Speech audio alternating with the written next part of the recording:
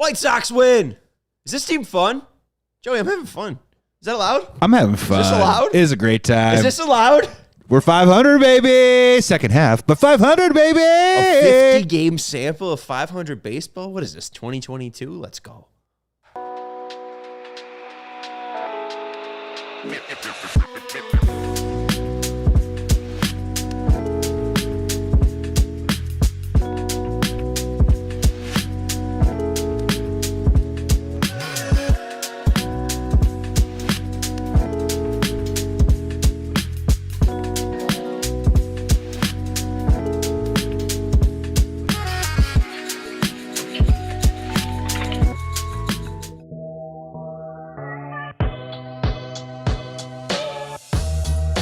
Welcome into the CHGO White Sox postgame show, presented to you by Bet365. Whatever the moment, it's never ordinary with our friends over at Bet365. Use code CHGO365 when you sign up. I'm your host, Sean Anderson, alongside me, my producer, Joey Christopoulos. Oh, White Sox winner, Sean. It's a White Sox winner. We got Ian hanging out with us. We got John hanging out with us. We have Juan hanging out with us. Hit that thumbs up button. Make sure you guys are subscribing to the CHGO Sports YouTube channel.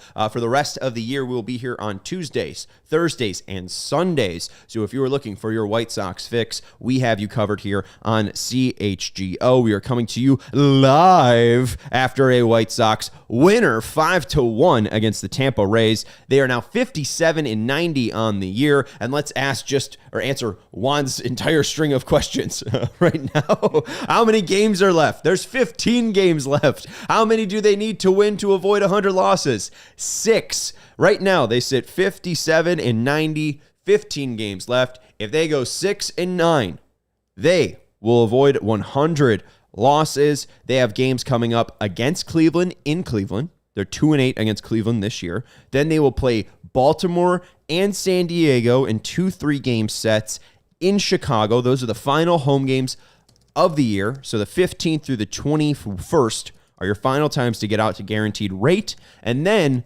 on the 23rd through the 28th, there are 6 more away games, 3 against the New York Yankees, 3 against the Nationals to end 2025.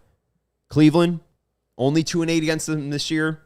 I think that the White Sox can possibly change that. Hopefully, they go 2-3 in that series. Baltimore isn't that good this year. San Diego, while they are a playoff team, they've been fading at the end of the year. The Yankees probably will kick our ass.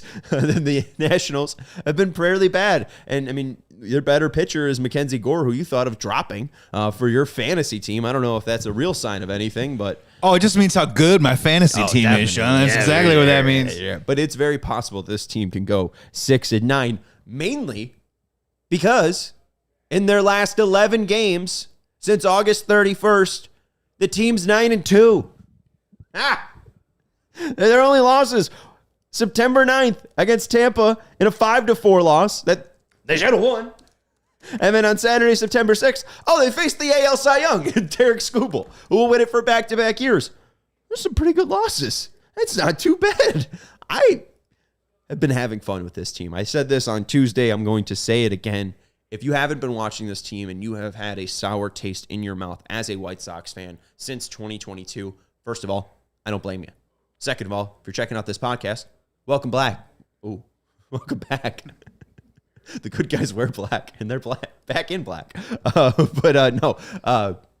Welcome back, because this has been a very, very fun time for the White Sox. This has been a very, very exciting time for White Sox fans. We'll talk about Colson Montgomery. We'll talk about Kyle Teel. We'll talk about Shane Smith. We'll talk about the 12-year-old that the White Sox signed. Is that allowed? And we'll also talk about the Orioles apparently trying to poach Josh Barfield. It's a good time to be a White Sox fan. And let's set it up because, 9-2 sounds fun, but that's just an 11-game stretch. This hasn't just been a fun 11 games for the Chicago White Sox. Since the All-Star break, the Chicago White Sox in a 50-game sample are 25-25. And in that sample, they have a plus 22 run differential. They are not just winning games by a very close margin and even doing it and having a 500 record with a negative run differential. They are, when they are going out and winning, they're winning by 4 or more runs every single time they win, And if they are unable to come out with it, it's kind of like Tuesday's loss where Tyler Alexander, you're kind of questioning, why is this the guy protecting the lead? Or at least, trying to keep this game tied. There's a lot of ways to talk yourself into being excited about this core. While the backups are not backups, but what's it called? The cavalry is getting a little thin in the minor leagues. You look at some top 100 prospect lists, and the White Sox may have 3 on there, being Braden Montgomery, Caleb Bonnemer, and Noah Schultz, but Hagen Smith has fallen off. Billy Carlson is more of a defensive player. He needs to kind of prove at Advanced A, AA, and AAA that he can be a major league hitter. There are some questions in the farm system. There's not that many questions at the major league level.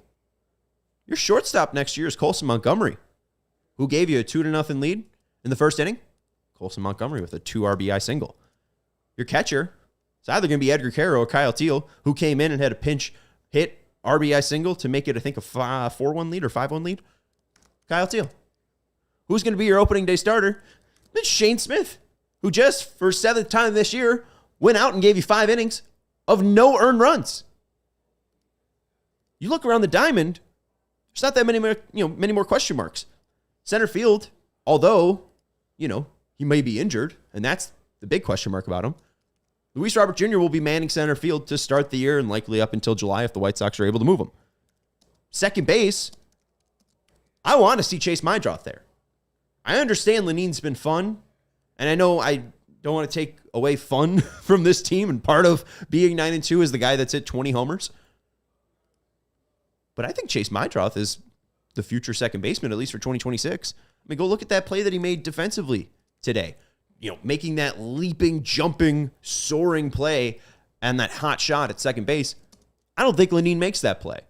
And that's, at the end of the day, the downside of Leneen Sosa is that he just cannot play defense at all, and he's not a good enough hitter to be a DH. You look at Chase. Chase now, even though he has struggled, is, a 91 OPS plus? With his defense, that's extremely swallowable. Chase also, today, 2 for 2 with 2 walks. Let's go, Chase. He's been very, very, very good since the All-Star break. And like him, most of these hitters have just started to attack fastballs. And I just love that this narrative has kind of taken up the entire White Sox clubhouse, and it's given you results. I think it shows you why Will Venable has been highly regarded, because it's not really about like something that he brings uniquely. It's just over his 44 years, he's gained so much experience as an athlete that he's able to relate to athletes. The real, unique thing about Will Venable is the fact that he's been an athlete for 44 years, right? He has that, very unique experience. It's not that unique in baseball, but, the fact that he grew up around a Major League Baseball father. He has been able to be a 2-sport athlete in college. So I think that's probably relatable to Colson, where, you just understand an athlete's mind. And 2, he's cool, calm, and collected. I mean, we've seen him get ejected 3 times.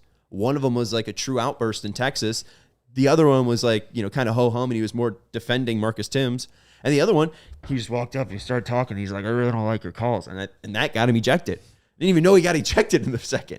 So, I just think that Venable has been very calm, steady, and these guys have been able to kind of be just so amped up and excited. And Venable kind of gets to, take the steam out of the room, but he is that steady hand.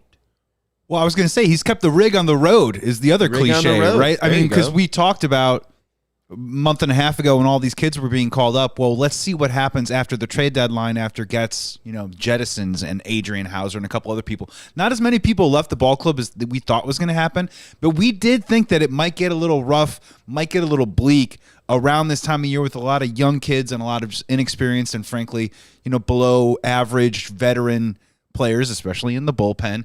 And that 25-25 record, White Sox fans will remember that. But I don't think people will remember that in January and February, which makes it immeasurable what Will Venable's been able to do. Because this could have gotten ugly. Like, these kids still might have been hitting a little bit, but they might not have been winning the way that they have. And it's been so fun to watch that, as I said, kept the rig on the road. Could have gone sideways, and it just didn't happen. And that's credit to Will Venable. Absolutely. Let's look real quick, as we are at 9:50, the future of the White Sox, the 2025-2026 roster. Because it's not completely taken shape, and we don't know where everyone will land. But if we're talking about how much they can spend and kind of giving them a barometer of, did they do enough to appease fans? Looking at the diamond, I think Edgar Caro, I'm just slotting him in as your catcher because I think that Kyle Teel can bring you a lot of versatility. I think that it's probably worthwhile to have Teel either learn first base or left field. That's a different conversation, but we'll just put Caro at the catcher position right now. First base I have open because I think that there are enough free agents that you should entertain that market. Chase at second, Colson at short. I like Vargas enough at third. If you want to move him to first and then go sign a free agent third baseman, I think we're, on the same page. Left field, Tauchman being an ARB player and the fact that he can be a veteran that just moves the lineup, can be leadoff, can bat seventh. I think he's worthwhile at least giving another shot. I know people kind of want to get away from the older names, but I'm fine if Tauchman comes back as a left fielder. Center field, Luis Robert Jr., they're going to pick up the option.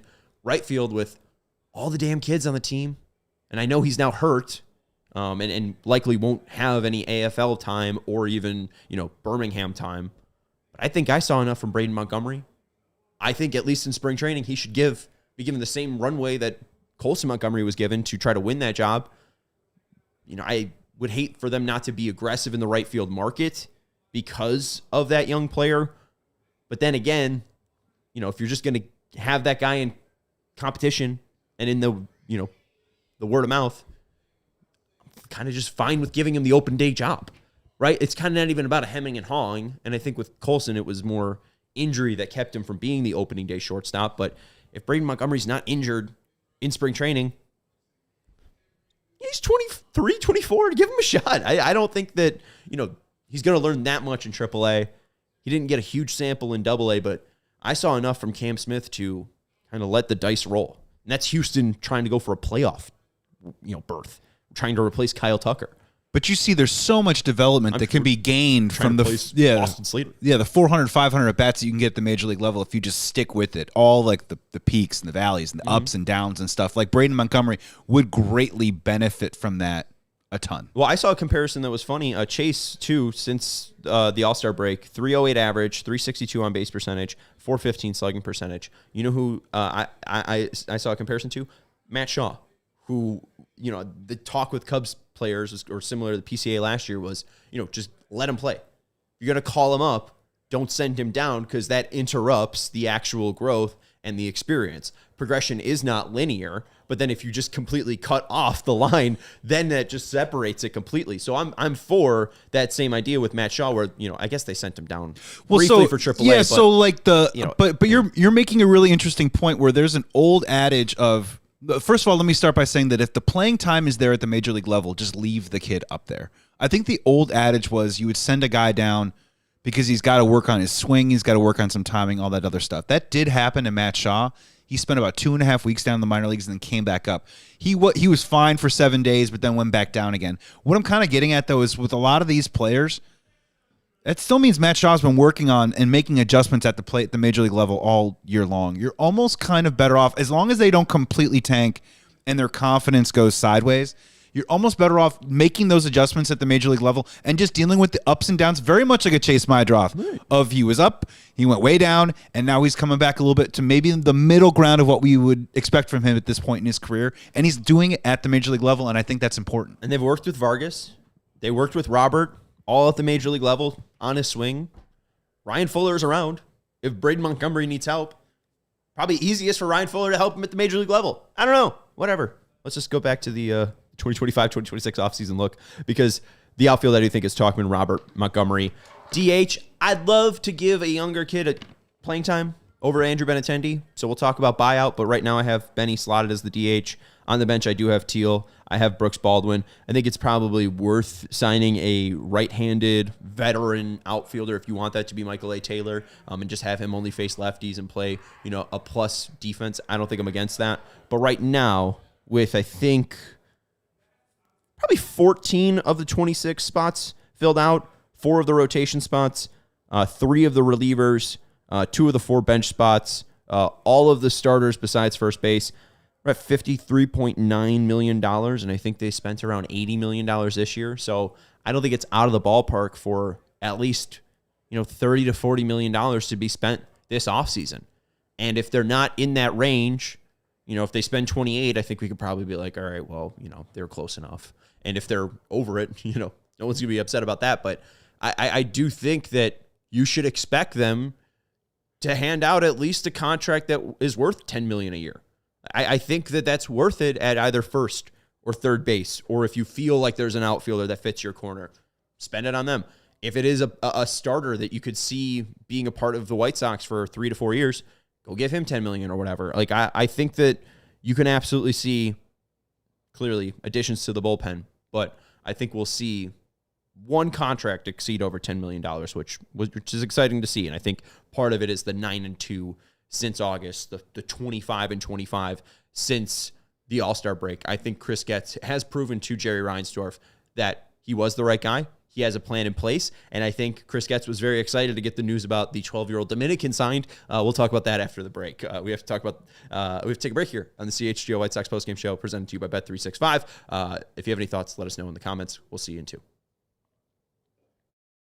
We want to let you know about our friends over at Bet365. Whatever the moment, it's never ordinary with our friends over at Bet365. Use our code CHGO365. New customers, when you bet $5, you get $300 in bonus bets, whether that bet of $5 wins or loses. The best part about Bet365 is that it's football season. I guess that's not really a Bet365 thing, but you can bet on football with our friends over at Bet365. And you can check out their early payout offer. You're a winner if your NFL or college football team goes up by 17 points with an instant payout on straight bets and parlay selections marked as winners. So download the app and use code CHGO365 when you sign up. There's Thursday Night Football, there's Sunday Night Football, there's Monday Night Football. There are offers on every single one of those days over at Bet365. Tonight, the $10 safety net bet on a same game parlay for the Washington Commanders and Green Bay Packers game. Head over to Bet365. New customers get $300 in bonus bets when you bet 5, win or lose on that $5 bet. Use code CHGO365 and you sign up. Must be 21 plus if you or someone who has a gambling problem. Crisis counseling and referral service can be accessed by calling 1-800-GAMBLER in-app only. We also want to let you know about our friends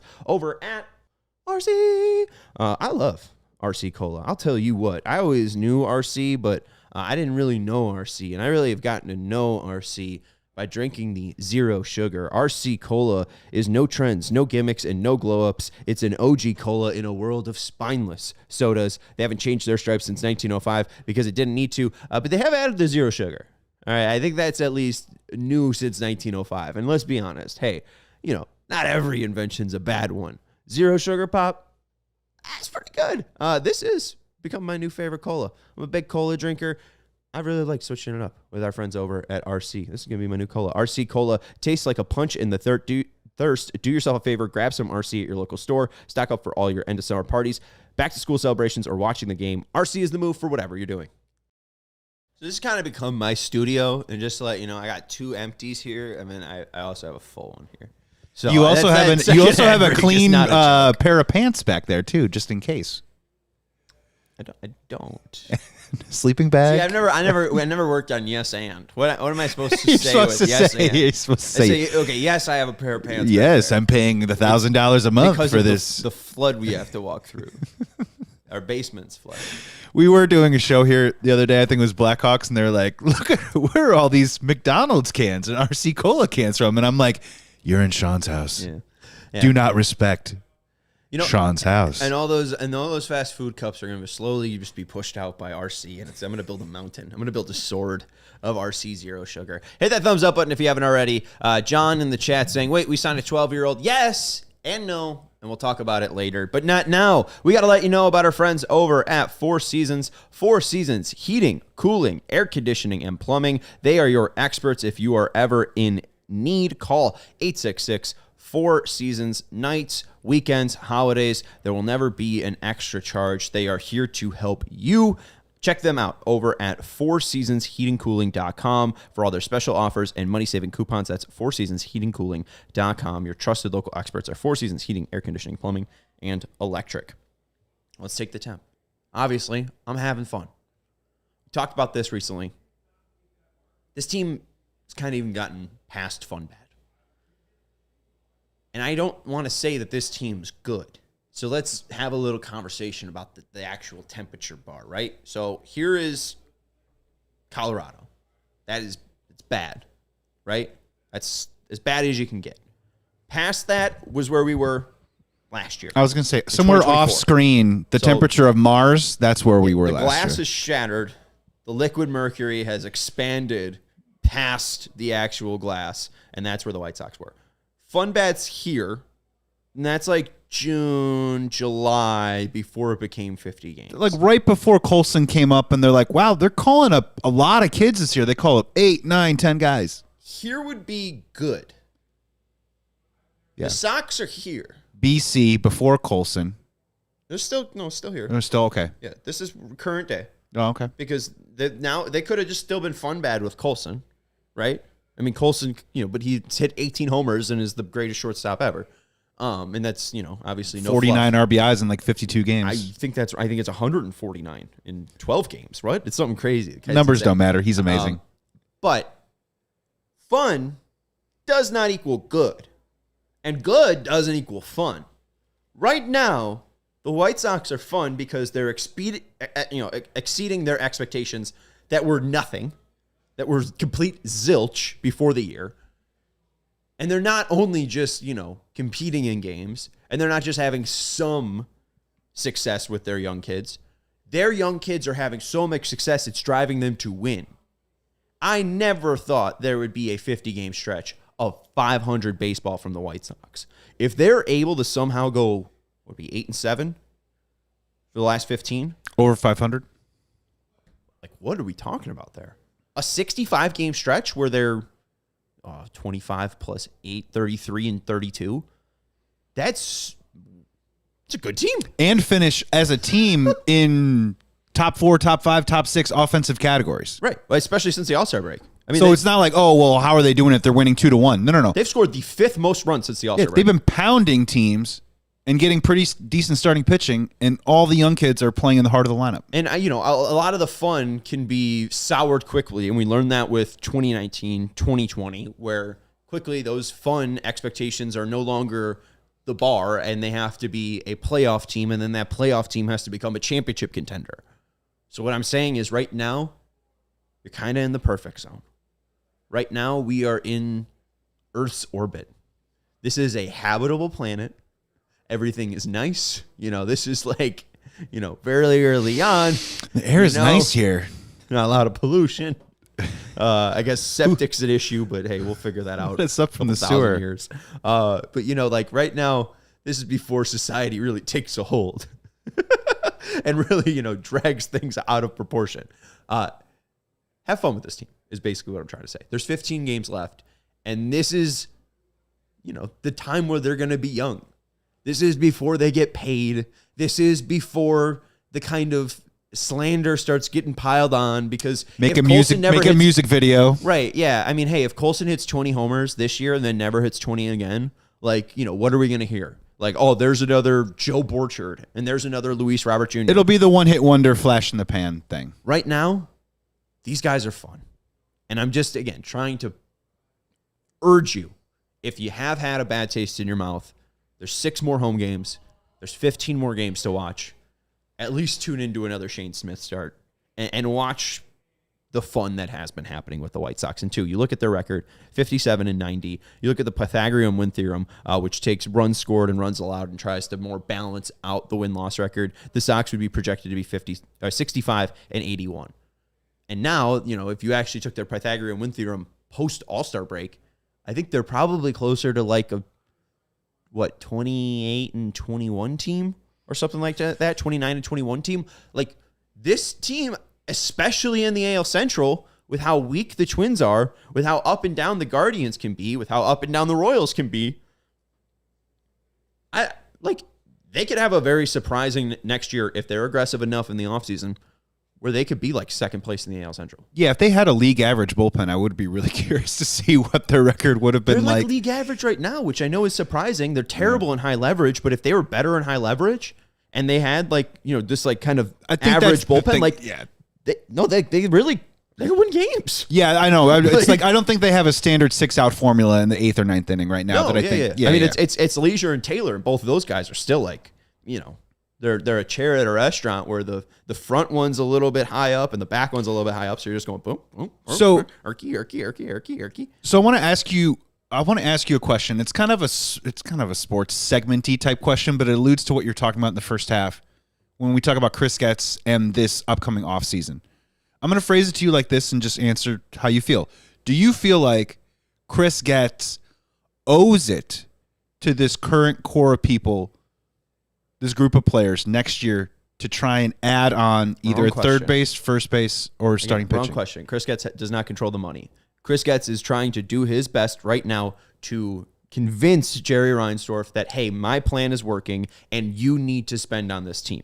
That's what Chris Getz is trying to do right now, is he's trying to get the pocketbook over from Jerry. I think Chris Getz, again, he's the general manager. He wants this team to be as good as it gets so that he looks like a good general manager. And that means spending money on major league players. I don't think Rick Hahn didn't want to do that, or Kenny Williams. I mean, they had conversations with Machado and Harper. At the end of the day, they couldn't get that $25 million more.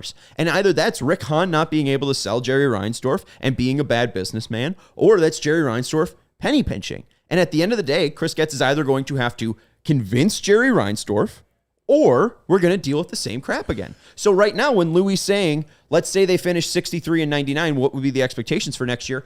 I don't know, because I don't know what moves they're going to add. Again, Louis saying, what moves do you want to see in the offseason? I think that it's good to see them spend $30 to $40 million on free agents. I don't know exactly what will play out. I think a first baseman or a third baseman would make sense. I think a starter would make sense. And then I think a ton of bullpen would like really shape out this team.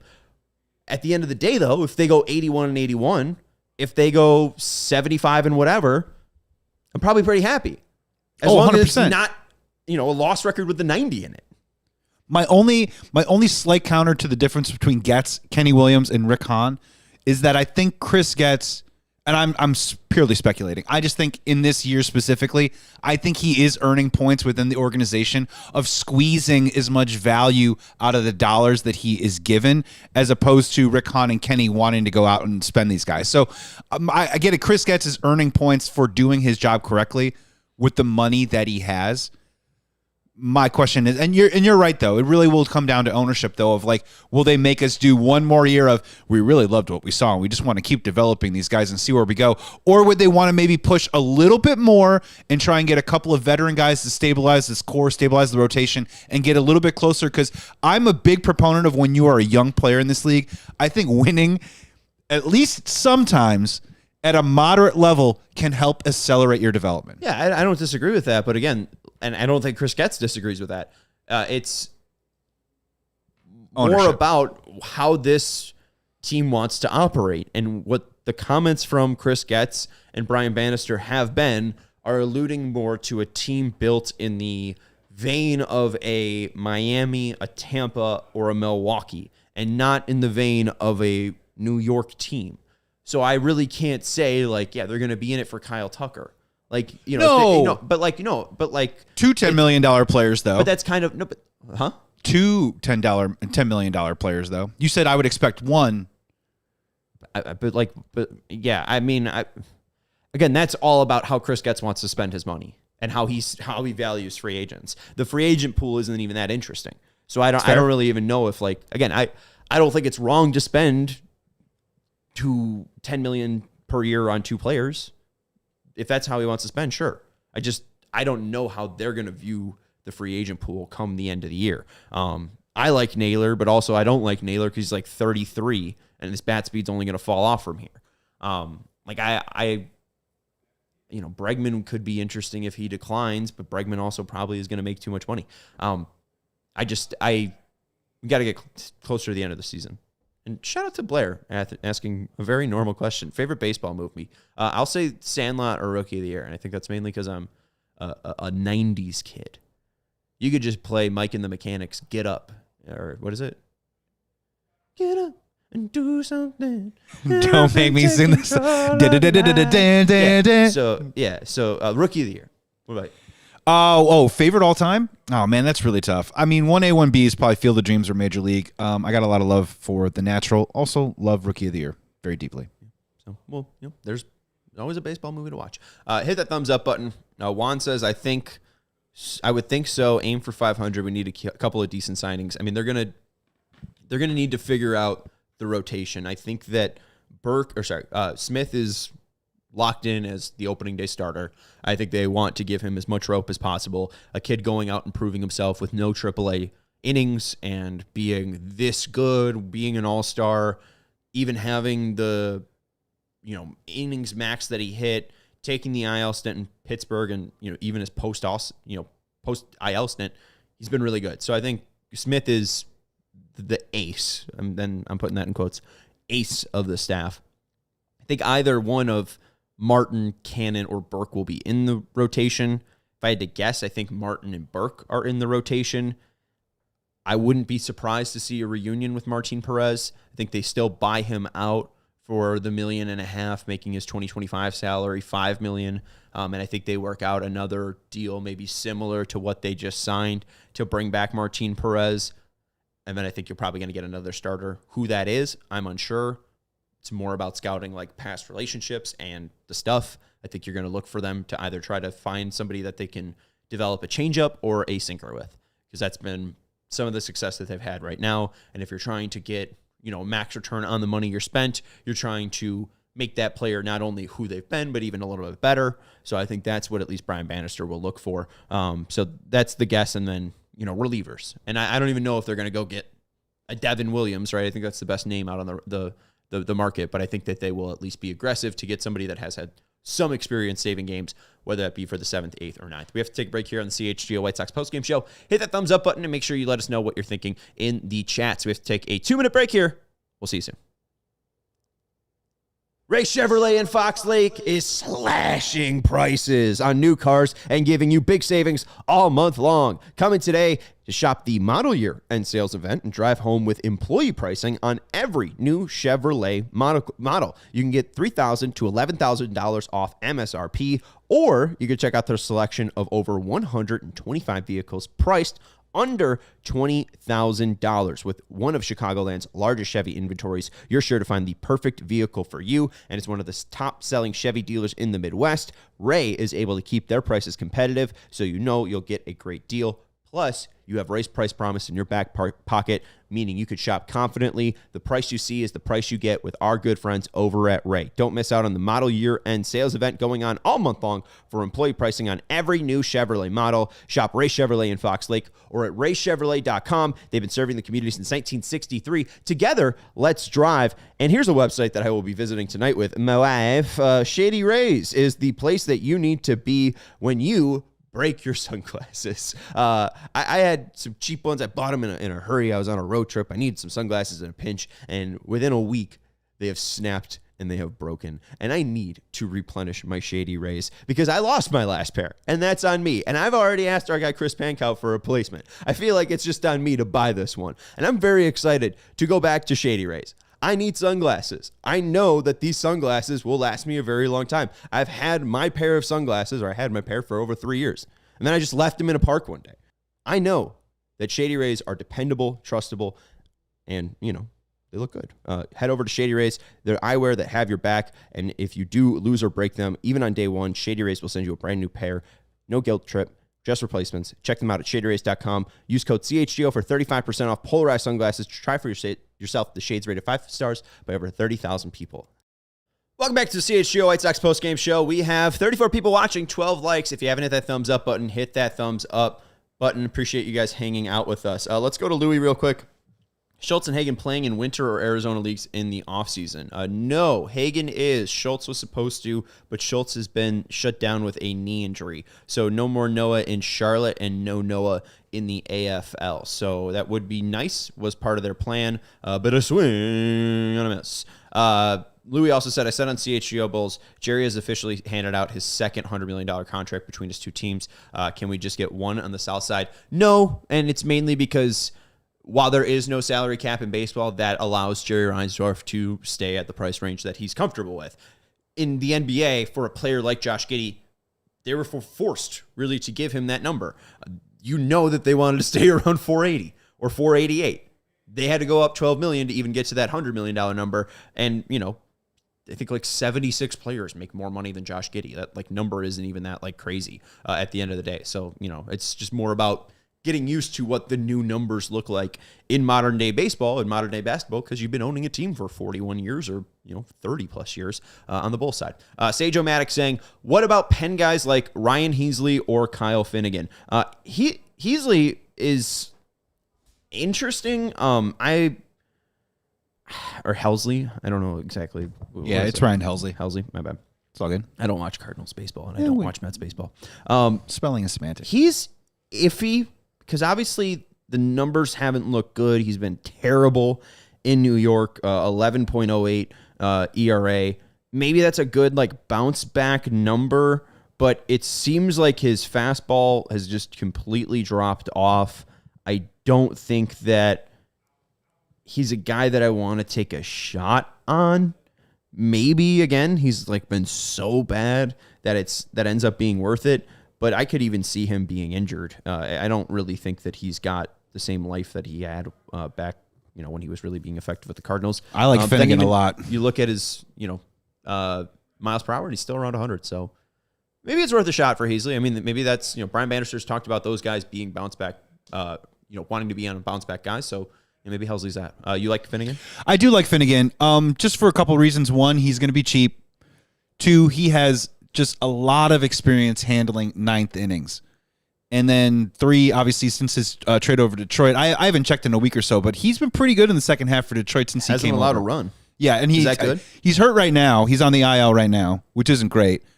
But again, I think at the price, given the experience, I mean, he's a little bit older, but I'm not saying you hand him a 3-year deal, but he just signed a 1-year deal last year.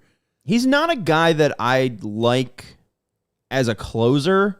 He's not a bad, like, you know, what role they use for Vassell now. Like, yeah. Oh, we'll get a 9th inning save, but we actually use Leisure to face their like 3, 4, 5 hitter, and we'll let Finnegan face their like 6, 7, 8. Finnegan looks okay. The main thing that I want with a closer is a guy that I just know is going to strike out guys. And Finnegan doesn't do that at a great clip. What he does well is he's good four seam though. Yeah, what he does well is he strikes out enough guys compared to how much he walks. So like his strikeout to walk ratio is very salvageable. This year it's 8.6 to 2.9. When you're ever under 3 and over 8.5, that's a good mix there for Finnegan. So it's not like dominant strikeout stuff, but also he's not giving in to hitters, right? He's not, you know, just walking guys because he doesn't feel like he can actually attack hitters. So, you know, I don't hate Finnegan. So yeah, those are two names that I guess I wouldn't hate. A guy on a 1-year deal, you'll probably have to give him $7 or $8 million. I believe he signed for 8 this year. And again, just at this time right now, you're not going to be spending big buku dollars on the White Sox bullpen right now. He's a guy that just can come in, who's done it before. He's not 35 or 36 years old, so it's not like you're bringing in like Ryan Presley or a Hector Neris or Kenley Jansen or anything like that. He's a guy that at least can be a good influence on a bullpen and get the job done. I'm not saying he's great, but I'm saying that might be a good move for the White Sox to kind of show up that 9th inning. And maybe then you can start finding roles for other guys in the 6th, 7th, 8th inning and try and build your bullpen that way and then find your closer maybe in the years to come. I'm trying to figure out like how much I would want to give Ryan Helsley. I don't know. Because what he hasn't been great since he got traded. Scott ended up getting a lot, 70-something. Right. I think he got as much as Benintendi, if not right under it. 73, 72, yeah. It's a lot. It is a lot. The White Sox are going to pay $472 for a closer, and I don't think that he'll get that number. But again, like if you're going up against the Dodgers and Mets, like the Mets also can kind of just take a $12 million shot on a guy that had a terrible like 12 games with them. I was going to guess Helsley. Him enough to Helsley. trade him, you know, they're probably fine enough to give him more money. I was going to say Helsley like $10 to $12 million a year, which would be under what Tanner Scott got. And honestly, I just don't know. And here I am after like I'm asking questions about how are the White Sox going to push a little bit more and get, you know, all that stuff. I don't know if spending $12 million on a closer is the way to go. But again, the White Sox have a lot of money to spend in theory. They could literally spend $130 million on just next year's payroll if they wanted to. If they wanted to. It shall not happen, but I hear you. We'll see. I think we'll get close to our offseason plans soon. I think probably October 1st, mark it down. That will be the first time that you'll see our offseason plan. Truly, once the season's over the next 15 games, I'll be putting that together and trying to give you at least a rough draft for the first one. But, I mean, there's guys that have done it before. I mean, hey, you know what's a name that's out there that I know everyone's going to throw up at? You know, it's out there, Michael Kopech. Let's bring him back. What's wrong with that? Well, he would never come back. He would never come back for the White Sox. I don't know if you know that. No, but he would never come back. I disagree. I think that if money talks, and also they're not 121 losses. That's fair. Money talks, and hey, if you really, if you see that maybe they're going in a different direction, Chris Getz can chat you up. Like, I don't know. I don't think it's like unsalvageable. He writes it into his contract as long as Pedro Grifol is not involved. Yeah, it's not a bad kicker there. Coming back. Let's talk about some news and notes for the White Sox. First of all, real quick, Shane Smith pitched his 7th outing of 5 innings or more with no earned runs allowed. That matches Dylan Cease and Carlos Rodon's marks from 2021. If you're trying to give yourself an idea of like what that looked like, Michael Kopech, funnily enough, in 2022 also had 7 outings of 5 earned runs or 0 earned runs. He is the 53rd White Sox in a season to do that. So a great milestone for Shane. And I don't think his season's done just yet. And again, what his true success has come from is his fastball. Today, 7 whiffs on 27 four-seam fastballs, 10 called strikes on his four-seam fastball. That's a 34% called strike plus whiff percentage. 3 whiffs on 10 swings on his sinker, and 4 called strikes. 37 called strike plus whiff percentage against his four-seam fastball, or against the sinker. Four-seam fastball, called strike plus whiff percentage of 34, sinker 37. MLB average is 30. Those 2 pitches have been above average when it comes to effectiveness for Major League fastballs. And can I do a quick shout out on that you're talking about? So I thought they were going to pull him after the 5th inning. They brought him back out in the 6th, and he got in some trouble with some traffic on first. He had runners on first and second. Junior Caminero comes up to the plate, and Shane Smith paints 2 beautiful 95-mile-an-hour four-seam fastballs with amazing ride that started out on the edges and then worked its way back in the middle of the plate to get 0-2 and then worked a double play. Junior Caminero, and then they pulled him. But I just thought that was a really impressive sequence, and illustrates how good that fastball was today. Yeah, no, it's nasty, and he that's why he was the 1-1 pick in the Rule 5 draft, was because at worst he could have been a reliever because that fastball plays, and boy, does that fastball play. All right, first note is from Andy Koska. He is a reporter for the Baltimore Banner for the Orioles. He said that the Orioles have spoken with Chicago White Sox assistant general manager Josh Barfield about a potential GM role under president of baseball operations Mike Elias. 2 sources said, Barfield was previously director of player development with the Diamondbacks. And then Mark Feinsand, 2 hours ago, according to a source, the Orioles indeed had interest in White Sox assistant general manager Josh Barfield for a potential front office role, but Barfield plans to stay in Chicago and will not be joining Baltimore. Hey, I ain't leaving. He's not leaving. I'm not leaving. It's a good sign, because when has this ever happened? When was anyone coming on the White Sox door and knocking and saying, hey, we want X guy from under Rick Hahn? Oh, we really want that Chris Getz guy. Oh, we really want, I'm trying to think. Don Cooper. No, I'm trying to think of the damn, Nick, we really want Nick Hostetler, right? Like, there's nobody calling. There's nobody interested in any minor league coaches for promotions. There's no interest in any of our bench coaches for possible managerial jobs, right? The White Sox have been a complete dearth or lack of anything when it comes to coaching or front office success. And under 1 year of Chris Getz, he has gotten the interest of the rest of Major League Baseball. And, I understand some people are like, he's smart to not say, he's going to join the Orioles, which is fair. But still, they still think that Chris Getz has done a good enough job that they could learn something from the White Sox. Real quick, I'm racking my brain right now. Outside of Ozzie Guillen, what manager on the White Sox has gotten a second job after managing the White Sox? I mean, even Ozzie too. It wasn't really even a it wasn't. No, it wasn't. Robin, no. Jerry? Tony La Russa, no. Jerry Manuel, I don't think so. Because he didn't go to the Mets? Or was that before? He went to the Mets after. He managed the Mets after? He managed the Mets in 08, 09, and 10. Okay. Wow, So, 10 years after. Yeah. Holy moly. 5 years after. Okay. Jeff Torborg, no. But yeah, I would say Robin, your Pedro. past two are Ricky, no. Or Jerry and Ozzie. Because Yeah. Robin, Ricky, and then Pedro, no. Tony, no. Yeah. So no. So I mean, there you go. Miguel Cairo. I don't think he's a manager yet, right? Or is he? Well, I mean, they all went on and they held jobs on staffs and got jobs other places. Miguel Cairo is currently the interim manager for the Nationals. Does he count?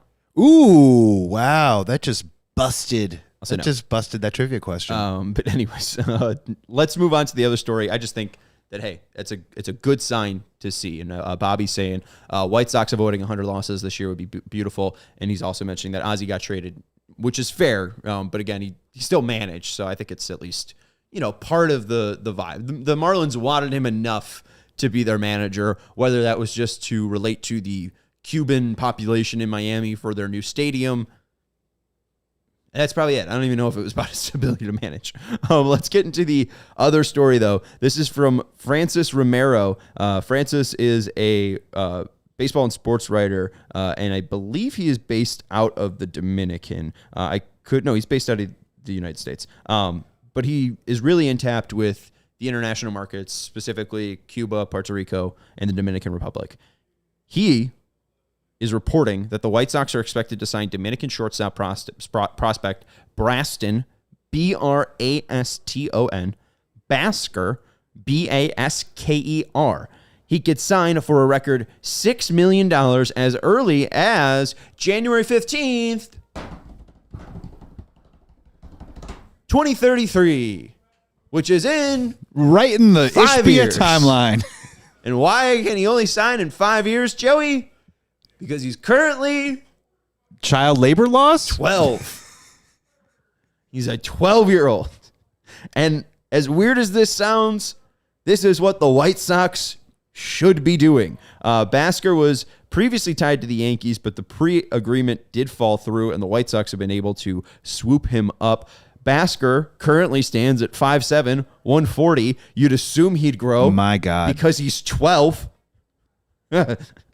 5'7" at 12 years old. I'm 5'8". Like, it's gonna be big. That kid's my size already. Coming to a Little League game near you, Chris Getz. It's a good sign though, because the White Sox have not been active in the Dominican. We obviously know their previous potency to dominate Cuba and Marco Patti's love and infatuation for the Cuban market, but the Dominican Republic has not been a huge part of the White Sox organization. And David Keller, who was previously with the Mets, has come over, taken over international scouting. And one of the things that Chris Getz wanted to do was build up an academy in the Dominican. Here they are signing a Dominican player to be ready for that academy come 2030. I think it's a great sign. And I think this is why you're seeing this report come out, is because that guy specifically, Chris Getz, is trying to show, hey, not only am I fixing the undercarriage of the organization, not only am I bringing Ryan Fuller in here to help guys when they need it, we're bringing in Brian Bannister to help guys when we need it. We trust in Paul Janisch as our farm director. We like Mike Shirley as our scouting director. We are now going to figure out the international side of things, because Marco Patti was praised as a genius because he truly made like 3 signings. And one of them was good.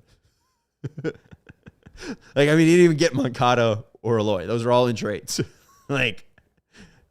I guess he made Abreu. So Abreu and Robert were like the 2 that he got.